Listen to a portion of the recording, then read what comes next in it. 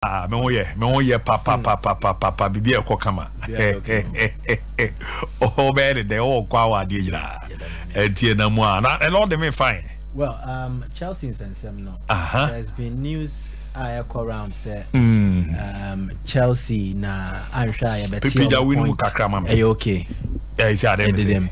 Yeah, bet Chelsea point na omosi kasembi baby basa emunche mono so wenya ni year confuse you understanding and it's one tier the analysis year it will be difficult to put one or two to the matter and then also explain it to another person. Intime pese me je sambre na enchechemu esefatani ye de etudwa. What is the issue? True, Chelsea is under investigation.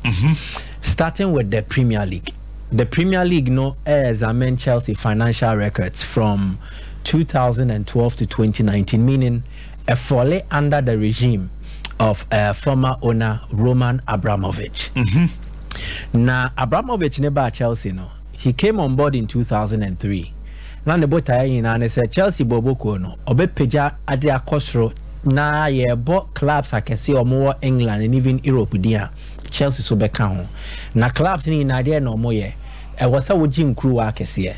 So the target was to dominate on the domestic front. Now fe wa escalate at the core at the continental level and then Chelsea becomes a household name. Sadia no so obeya ye okwan ye fa so ye yeah, the organic way. The organic way near afe na obesha asebia a youth sporting model. Te se basa ne la masi ade no mo ye no. We developing kwadasa na de akosro. Anase you go for broke. Na say udisike brem what to top players e kukudam. Na a transforming the fortunes of a club overnight. Na say in a matter of 1 year, 2 years, 3 years, automatically team no ne start was necessary from team ayeketwa to team ayekese afede ojin crew. So Abramovich by 2003 Chelsea won their first Premier League title and their first league title in over 50 years in 2005. Yes. So he fast-tracked the success of Chelsea. Now so they say I know was a club ne finances no emudaho. Mechanics as a club nisika sim yes sika inyumo ne other entities say be a clubs ahodo agents ahodo omoye no e wo say mudaho a obi ani tuemu bi won hu say nya de a wawiem. Now enam say or the pepe ye adwuma Chelsea sika sem na nsi pinsi tasa nti emont mi nye adwuma na eso ye no na wasi ye disi kerera baby na de boa na sa Chelsea dwumedie na so timi koso na no na asuso daye ndey ekotwetwe nsem bebre we no ede aba into you again no cre. Okay. The Premier League is examining Chelsea's financial records from 2012 to 2019. 2012 to 2019. Na nye Premier League na kwa nhwemu hu ye. Okay.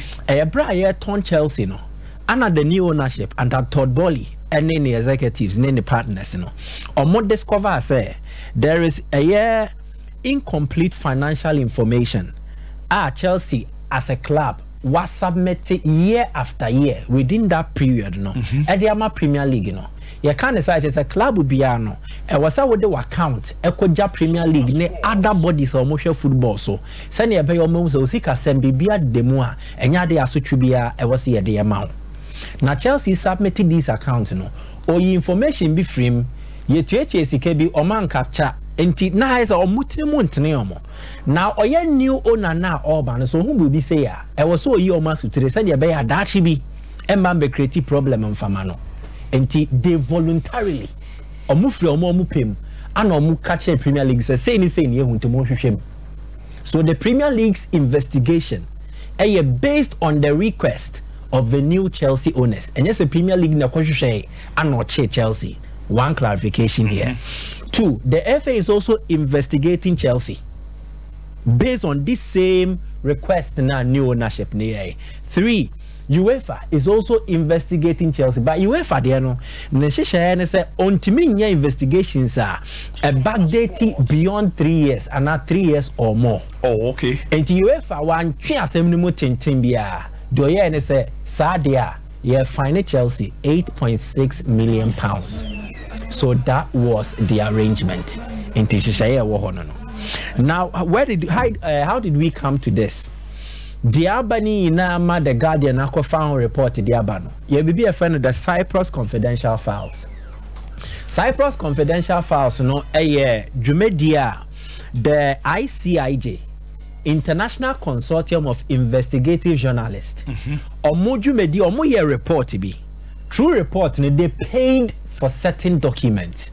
Documents, no, ne size, 1.31 terabytes of data. A emails, banking records, company filings, a trust paperwork and a compliance report into matter information. Information no more access to several other dealings be and then a Chelsea DNA woman. Oh, okay. So it's not just Chelsea's documents. A 3.6 million documents no more. Chelsea DNA can be. Oh, okay. Abramovich Nankasa and the companies bear 247. And who documents can be. Wow. So it is not just Chelsea and not just Roman Abramovich SOMPA.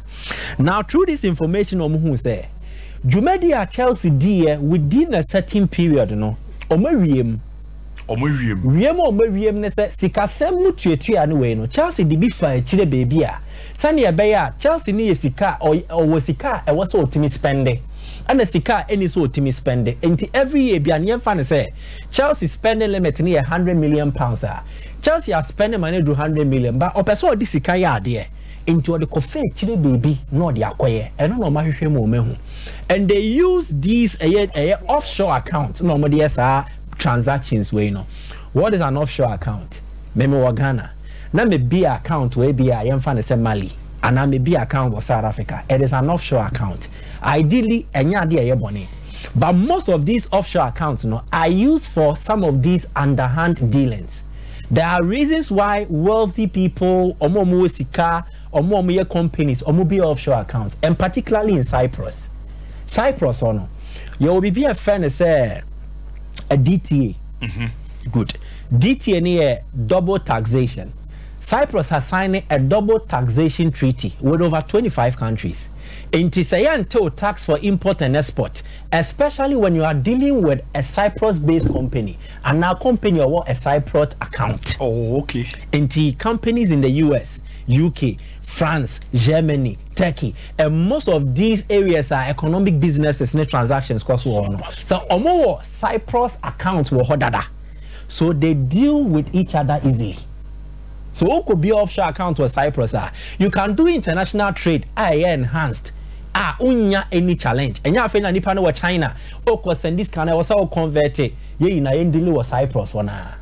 There is a reason Cyprus does this. Or you say na companies invest into the Cyprus account and money be or more economy nim. Oh, okay. Then as a country it enhances or more gross domestic product. Inti ma or mine sika was system nimwa a hochre nim. Inti as a country a yomo policy or my. And it is welcoming investors, wealthy people, individuals. So be as a fawusika or investment bra. Another reason for offshore accounts, CAB offshore account, to protect your asset. Ebi a crime free son and tokwankwa. And that near two leader way or channel leader way about. Some more bank account near collapse bank na semi sikashi. Yes. So to move my assets and my financials, no me move ko baby a stable. I am assured of financial security, asset safeguarding. And mammy who told me, intimate so me hold you me say, oh, Missy Canada, that baby, I want remember. So these are the reasons I'm for be offshore account. But I did be I want a puppy biano. You want the money. In Tebimoswati offshore account, they use it for secret dealings. And ya or more business nankas and see a behushi mua or moto NDD. Case number 1. Federico Pastorello, or a former agent of Antonio Conte. Good. Yakacho was a footballer and yes saint na yes. Good. Now me say me pe Abu Dhabi so me coach me a. I was so obi ni Abu Dhabi din komo na Abu Dhabi ti ase. At least anipa no obe expect say sika bi be free ne ho aba. Yes. Ebia ebeka ni atra to krata so say oh Abu Dhabi ebe man 5 million. Ni agent ye man hwe. But ebia sika ye de ma Abu Dhabi na bro sa. But enam se krata so ne ya hyehyɛ ma me say mint ya sika say no nti. And the engine to me for 5 million ningu krata so. But the feature wa. Me the company be 10 million the account. Okay. And to 50 million. But in our books I have 5 million. What's your CSR? Good. So there's a story of Federico Pastorello. 18th July 2017. Anna Abramovich company and Okote a British Virgin Islands company a friend of Conibel Holdings. Almost signing agreement with Federico Pastorello or a football agent, but not a consultant sounds to the man Antonio Conte. And he played the role while Bra Conte Edin Como se Oba Chelsea no. Conibel no a company Abramovich stay no. Omuti tumso omutia a year £10 million. At the top 75% stake, I will a Pastorello, ne Jume Kobe a Excellence Investment Fund. So £10 million, ne 75% stake, no, a camouflage. The money actually was part of the Conte project. Wow. Now that same day, no, Chelsea by announced say, or more any Conte assigning a new dealer. The deal is worth £9.6 million a year. 9.6 million pounds, 10 million pounds difference being home. Wow. One of those dealers. Case number 2, Eden Hazard. Yeah. Hazard about Chelsea, not dumb anyone in home. Most clubs wanted him. And what they just say he will be joining the Champions League winners. But again, money is a motivation for most of these players to move. And not just money, you capture or crack also. But money behind the scenes here, the two players, and they entice you or more family, or more close associate. Hazard joined Chelsea in 2012, 35 million euros. Near marquee signing. The agent then was Jean-Bicot Penake. Penake no per commission of £6 million. Chelsea were not in a position to pay that amount directly. They no more. 29th March 2013. Document Habeto Yatre said. Yeah, well, British Virgin Islands company be so a friend Leiston Holdings and also Roman Abramovich Nadia. Omuji tum say omutia 7 million euros. And the amount Dubai company be a friend say Gulf Value FZE for the advisory services related to sports research and consultancy. Brofo. Sports research no consultancy bang and a Dubai company be render the amount Leiston Holdings no mutia 7 million no. Now the interesting part is here. Contract, no name you sign on behalf of the Dubai-based company. A Hazard agency said be Copenhagen. Wow. And then to the next one, Samuel Eto'o and Willian. And also Kakakuichi. Exactly. Now, Suleiman Kerimov. Na ne rane Anzi Makachkala. Ona na esa Russian billionaire no. No train ho. So club ne kwa ho chirempa. No mu hiska. Now Kerimov any Abramovich no omuntem say I say ba fine from 7 2013 Kerimov yes or train ho afrim so club no what issue nim no all torn players sa samana na Chelsea kofa Samuel Eto'o then sa samana mu ana controversially omuwie Willian sign no no kwatoti an omuwie good now Willian and Eto'o ebewie no Chelsea paid money to the next slide. Siko Mutia no everything it did not come from Chelsea directly, but rather Sikano Mutia it came from Abramovich in the company offense and Leiston Holdings. And Mutia, 2 companies are the owner of Anzi Makachkala Nediano or Mutia Ede Sikanemano. Sikano Mutia close to 12 million euros. Or Mutia for services say relating to football, including scouting and other football related advice. You made it no football you made in a crowd oh yeah and we don't say now as it stands there is a potential as a Chelsea bet me at the point but there is something here will be a friend is utmost faith who reported it Chelsea under a new ownership. So this new ownership no, are not culpable. But Chelsea as a club was involved in that dealings. Directors from more Chelsea, staff from more Chelsea, most of them did not do this. So the likelihood say a T or more points, you know, it will only come in when it is established in certainty. Say at the end of that so coso, and then those involved are still running the club. Martin, very unlikely. But interesting part story we know say we see room na clear. Bishop Bibi Abo called there.